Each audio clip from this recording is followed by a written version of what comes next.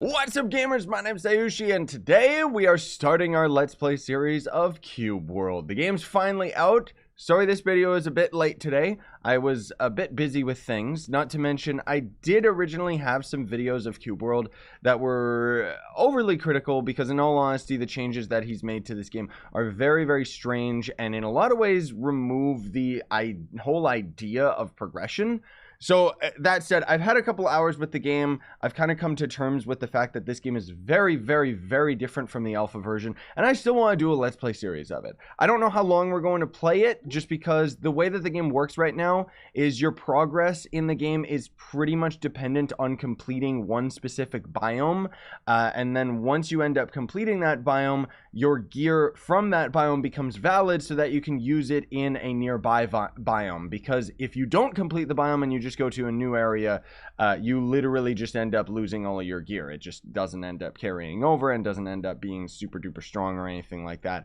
The leveling has been removed from the game, unfortunately, so there isn't really a sense of progression in that regard. You know, fighting enemies is kind of useless because you only really get gold from them, which can be used to buy gear, but the shops usually suck until you end up completing a quest in the biome that will end up making the shop actually have more gear. So anyways, with all of that said, I don't know how long the series is going to be, but I still wanted to do it.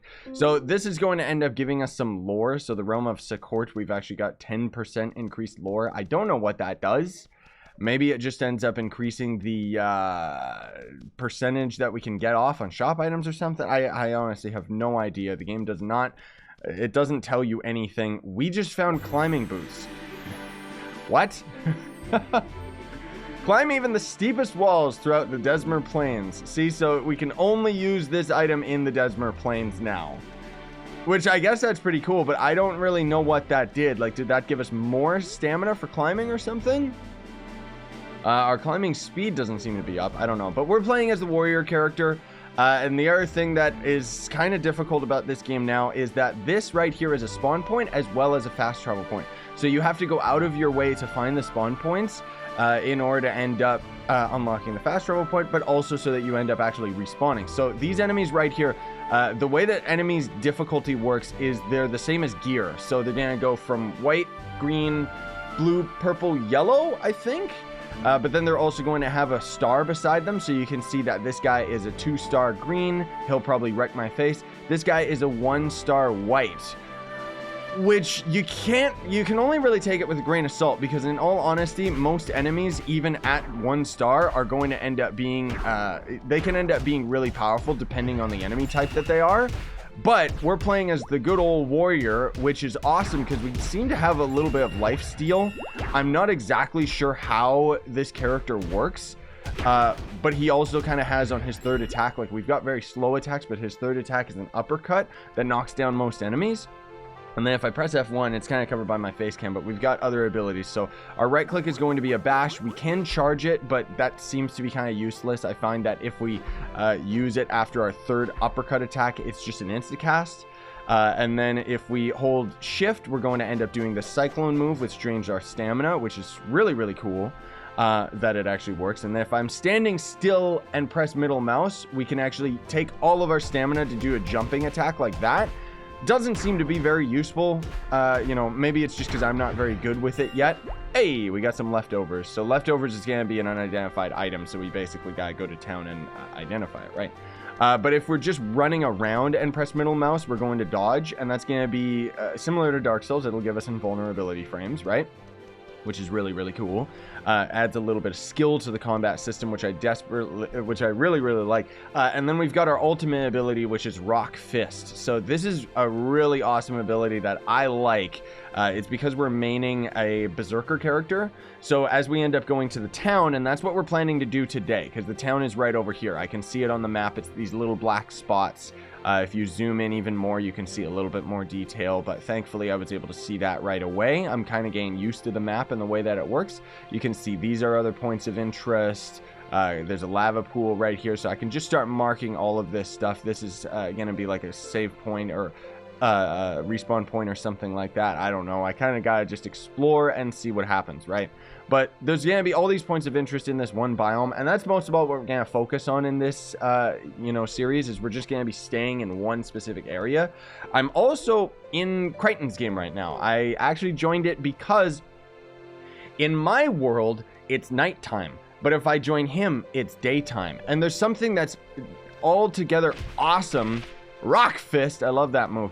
There's something altogether awesome about this game's multiplayer that I love. So one thing that kind of sucks about it is joining your friends is more tedious than you would think, because you don't just join your friends immediately. What I would have to do in order to go and play with Critter is I have to, like, you see if I hover over him, he's 7,000 kilometers away. I've had it where he's generated like 100,000 kilometers away. So what we would have to do is go all the way over to the town, find a Griffin Master, and then you can use that Griffin Master or Flight Master to travel to all the different areas and different biomes and stuff nearby, and it's going to end up costing more gold based on the distance. However, if you use it to go to your friend, it's going to be free of charge. So kind of a unique mechanic, but the thing that's so awesome about it is that this entire map, this is something that I genuinely enjoy about this game, is he somehow made it so that the map is basically the same map but offline or online. So if I leave Critter's world right now, it's going to change back to nighttime for some weird reason in my world, but I'm still going to be in the exact same place, in the exact same biome, with all of the exact same quests done. The only difference is that when I join him, it's so seamless. It just pops him on the map and changes my time of day to his time of day. And that's all there is to it. That's great, man. Like, I really, really like that. I think that is awesome. Now, the other thing too is I'm trying not to be so overly critical about the travel time, but that's something that as a YouTuber, I cannot stand. Nighttime is going to be absolutely disgusting unless you have a town, because then you can fast travel near the town, and then you can just end up sleeping at an inn. And then as far as the travel time, you know, it's literally us just walking for like a million years. And if I end up dying from this cow, which is 1 star, by the way, but the cows, as far as I remember, were particularly powerful in the old version of the game. It seems like they're not. Good.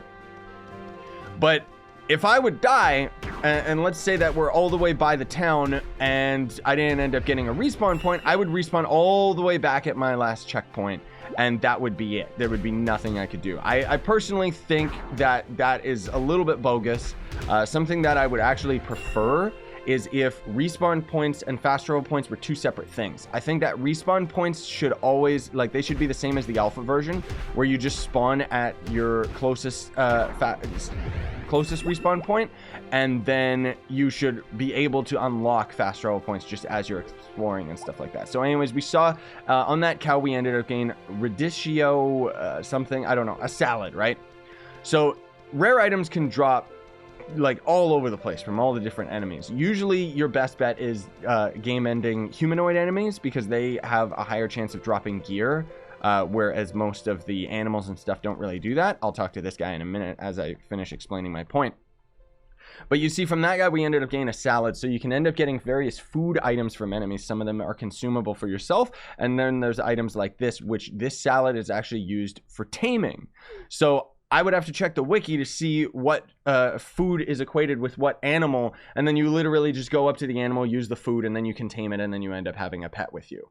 And because leveling has been removed from the game, we actually just have all of our abilities immediately, because in the alpha version you had to level up your riding skill in order to end up having mounts.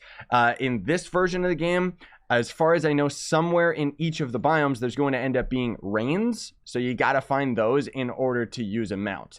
I can't confirm that 100%, but I did end up seeing a reins in one of the biomes, and it immediately made me think about that, just because the way that this game is designed is, again, all based off of wanting you to focus on like one specific biome, and then the further you travel, the less powerful your gear ends up getting, ultimately starting you back at square one, which is something that I don't really care for. So we're just going to focus on like the biome that we're in right now, and hopefully it generates very nicely. So this is going to end up being a gem trader. Very expensive to end up buying gems off of him, but you're going to end up being able to put these on your gear to end up making them stronger. if I recall, because that's how it was in the alpha version. So one thing that hopefully we'll get to explore if we get to the town, and there's sometimes the towns can generate petrified, which means we have to go and slay like a witch in the biome in order to lift the curse, in order to interact with the NPCs. And then other times you'll just have a town that you can access like immediately, right? Rockfist is so nice for travel time, dude. I gotta remember to just cast it on cooldown. But I'm hoping that it doesn't end up generating petrified, because I want to show you guys customizing your weapons, because there's a lot of mechanics of this game that still hold up today that I would argue are really, really forward thinking and most games don't have. So basically to enhance our gear, we're going to add voxels, like add blocks to our gear that will physically change the look of it instantaneously so other players can see it. That's like a possessed beetle. It's probably a boss enemy. I was about to go and fight it, but I realized I don't have a save point. I don't have a respawn point. But customizing the gear is really, really cool in that regard, because you're making it stronger while customizing it simultaneously. And that's just awesome. The other thing, too, that I praised about the alpha version of the game is originally this game had infinite leveling. So it is kind of stupid that the game is supposed to be an RPG and it ended up removing the leveling system. I'm just going to blatantly say, like, I don't like that because it makes fighting enemies feel pointless to me. You can fight most enemies just to get coins, and maybe you'll end up getting lucky enough to have some gear drop. But for the most part, the entirety of this game is based off of gear now. So even fighting these guys and fighting like stronger opponents and stuff doesn't really serve as much of a purpose now that we don't have a leveling system at play. But you see, we ended up getting some bombs there, and we are getting gold, which gold is very important, you know. It's going to end up being really, really useful for us. I don't know why. See, sometimes we've got lifesteal with this guy, and then other times we don't. Like, there's like a cooldown on it. See, now we're actually doing lifesteal. I can see there's a buff in the top left. But the game doesn't let us see any of our abilities in more detail anymore. It used to, again, because there was the leveling system, so we could actually literally just look at our skills. But that was something that I really enjoyed about the game, was there was infinite levels. So even when you were at the end game and already did everything in the alpha version, it felt like you were still progressing. It felt like you were still earning something. Because I personally think that leveling, like infinite levels, is something that more games need. There was an MMO game I played a long time ago, like way back in the day, and it was one of the only online games that I played where once you ended up getting max level, you would continuously get XP that you could then exchange for more health, more mana, and mana was, you know, health was used for tanking. And mana was going to end up being used because a lot of your abilities would end up scaling off of the mana, or a warrior might scale his abilities off of health and stuff like that. So it really paid to end up investing in leveling up your character from that point onward. And then there could be end game dungeons and stuff like that. It's a really, really awesome mechanic that I would love to see more games take advantage of. But unfortunately, Cube World just doesn't have leveling anymore. So we just won't talk about that anymore. I just wanted to get that point across. So over there, you can see we got Hornet's Nest and some tough squirrels, so I don't want to fight them. Those hornets' nests are going to be a respawn point for the hornets, so you can find those out in the world, like respawn points kind of all over the place. Certain dungeons will end up having them, so you'll have to destroy them. And unfortunately, the respawned enemies don't seem to give you any items or anything like that, near as I can tell. And because of that, it makes fighting those enemies absolutely useless, because you're not gaining XP from them once again, so there's not really that much of a purpose for it. Okay, so we got our trading gnome over here, and we're getting a little bit closer to the new to the town. Again, I'm really hoping that it's not going to end up being petrified, because otherwise it means we're going to have to wait until the next episode in order to end up doing something about it. There's a respawn point over there, so as soon as you see them, you just gotta make a beeline for them, because otherwise, again, if I got killed by an enemy right now just because the scaling is so weird in this game, because, you know, like I mentioned earlier, you can see a 1-star enemy, but depending on the enemy type that it is, they'll end up having different attacks. So there's certain enemies that can end up just having abilities that'll absolutely one-shot you. And that's where we gotta be very careful with what we end up fighting. Like these biters or these moles right here, you know, these guys could potentially be okay, but I'm noticing that we got some mole holes right there that are going to end up respawning them. These guys, okay, these guys are good. When they have a blue health bar, it means that they're a nice NPC, because otherwise humanoid enemies, for the most part, will just wreck your face. But I want to talk with these guys because maybe they'll end up telling us about something interesting. So this guy's talking about an artifact.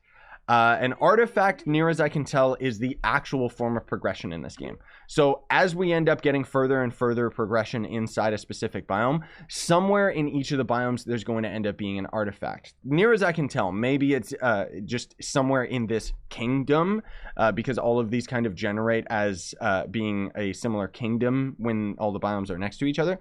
But anyways, as you would get that artifact, as far as I've heard, it'll end up increasing your these base stats down here, so climbing, swimming, riding skill, and stuff like that, whereas gear is going to directly affect these stats, which is just how much more powerful you end up getting and stuff like that, right? So maybe we'll end up getting to an artifact, hopefully. Recently I was looking for iron nuggets at this area north of here, so I don't know whether or not he actually you won't believe what I saw. A legendary book of crafting. Okay, so he didn't end up telling us, marking on our map about the cave that he mentioned, but he did end up giving us this graveyard here, which is 4 stars, so we're not going to be able to tackle that for a long time.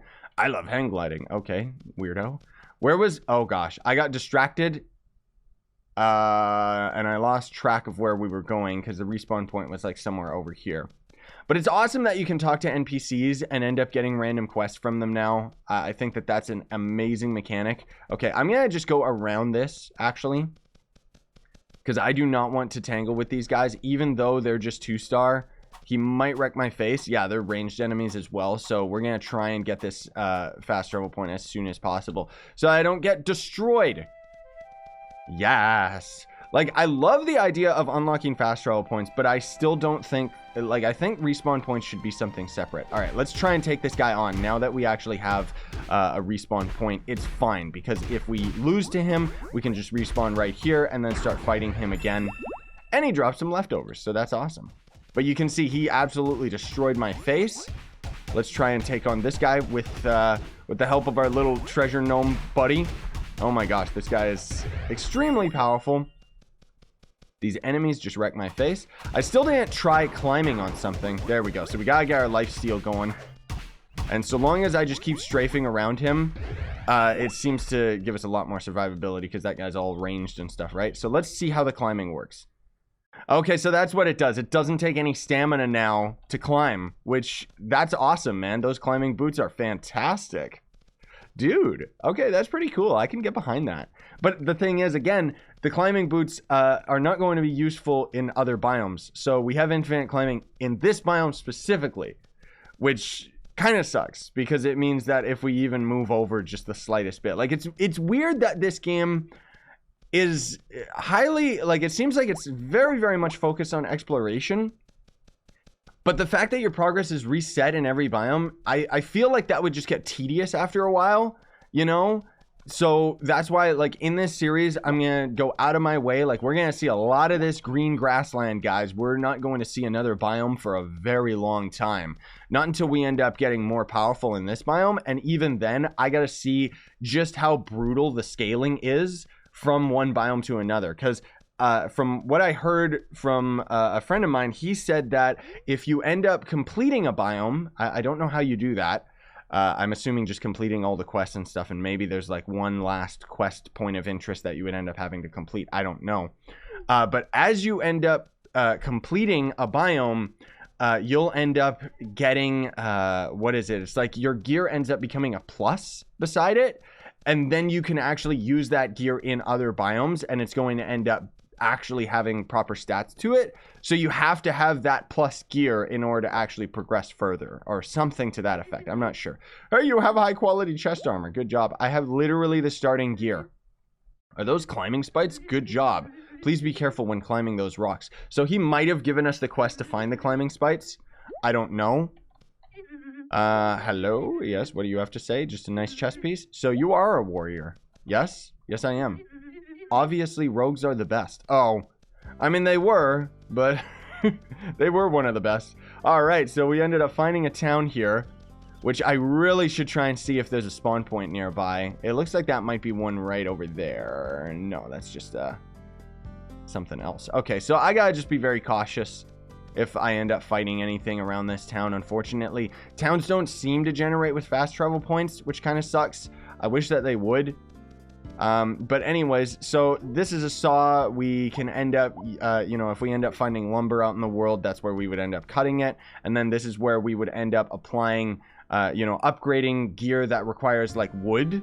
So you can see that our sword actually takes iron, so it requires anvil. It requires an anvil. So this is not for us. This is more so for, I think, the mage and the archer are affected by this, if I'm not mistaken. I could be wrong about that, but anyways, this is going to end up being the eagle guy, so he would fast travel us to our friend, but I'm noticing he's petrified.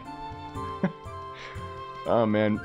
Towns being petrified is like so annoying. It really shouldn't happen as often as it does, dude. So now what we would basically have to do is I gotta wander around this town trying to find an NPC that would hopefully end up giving us some info about actually saving this town. So we'll have to save that for the next episode, guys. But this guy right here, I'm just gonna still explain a couple mechanics. This is the guild receptionist. He's in the town all the time. He's the crown icon, as you can see in the map in the top right. He's going to end up changing your specialization. So as a berserker, our ultimate ability is going to be rock fist, which is great for travel time. But if we end up swapping with that guy, it's going to basically just change our ult so that we can end up having a shout, which, near as I can tell, aggro's enemies, which is quite useful, but probably not as useful as using the rock slide. But we'll see. We'll just have to wait and see what happens, right? But the other thing, too, that's cool is all of the classes are going to end up having basically 3 different ways of playing them. So right now, we're going to be using two-handed just because it's, like, so fun and cool. Even though the club sucks, eventually we get some really awesome-looking swords, right? But we can also use, like, a dagger here, which is going to be kind of a much faster attack. We can use a shield. We can use kind of a long sword, which is going to end up having either less attack or more attack. I'm not sure. But now that we have a shield, we can actually use this for blocking. So it's cool that we can kind of be... it's kind of like the classes have more offensive, more defensive, and then somewhere down the middle. And that's really, really cool, and always been something that's cool about Cube World, is just that you kind of have different options. So it's like each of the classes has different specialization. Oh, hello, Merc. I want to be the strongest ranger ever. Cool. What about this guy? Can we talk to you guys? Greetings. How is it going? My favorite sport is hang gliding. Is that a sport? I don't know. Hey, dude. Good day. One of the supplier gnomes has disappeared in the ancient rooms of Telcor. He was captured by demon marauders. So there you go. We actually got another quest that we can check out. It's over here, and it is labeled as a white. So we might be able to actually do that. Maybe we could do that in the next episode. But I want to try and see if we can find... Did I talk to this guy already? No, I didn't. Usually the inn is where a lot of the NPCs will go and chill. So I try to go here to see if one of the supplier gnomes... yeah, okay. Did that just give me the same thing, or was that a different one? Oh, there's another supply gnome over here. So again, the supply gnomes, we would rescue them in order to end up unlocking more trades in the town. But what I really need to find is somebody who talks about the petrification that all of these dudes are under, so that we could end up resolving that. But either way, thanks for watching, everybody. Very much appreciate it. Smash like, sub for more. We're definitely going to continue the Cube World series. I was very openly critical, honestly speaking, about the changes that he's made to the game, but I still want to try and enjoy this for what it is. I don't know whether or not, like, we'll probably end up investing a lot of our time into this one biome, but at the same time, I really want to, like, it might be more of a payoff for me to just fast travel over to Critter, because then we actually have the added benefit of being able to play co-op, right? And I still think that as far as this game is concerned right now, there's 2 different ways I would recommend that you play it. Either one, you keep your friends in mind and try to get to a town so that you can fast travel to your friends as soon as possible. This town is petrified, so I would recommend you go to the next biome and look for the next town so that you can hopefully end up finding it not petrified, and then you can take advantage of that, like we can already see right here is the next town. Because the amount of traveling that I would have to do to get to this town is literally the same amount of time as if I was traveling to the opposite side of this biome. So it just is the exact same amount of time to end up hopefully finding a town that isn't petrified, but almost all of them seem to be petrified, so that's pretty disgusting. But if you're playing this game solo, what I would recommend is you start a character that you enjoy, find a biome that you can dedicate a lot of time to, that you want to actually have some fun in. You know, the grass biome obviously is going to be the most graphically appealing, so that's where we're going to be staying for the most part. And then just focus on that one biome specifically rather than exploring all the nearby biomes. That's what I would recommend if you're getting into this game. This is still the closed beta, which obviously is going to open beta next week. And either way, I'm excited for the opportunity to actually start playing this game again. So it could possibly end up being really, really cool. It is very strange. There's a lot of things in the alpha version that I still prefer, like leveling and stuff. I feel that that's a very strange change. And the respawn points is something that I really gotta get used to, because basically this series is just gonna be me walking around. Like if I start making cuts with the travel time, then that means basically the entire series would end up being cut, because that's just what this game is a walking simulator for the most part. Anyways, still enjoying it. Hopefully you guys are going to as well. Sorry this video was so late today, but again, I was like so busy and just had some other things on my plate. Sayonara, stay epic, everybody.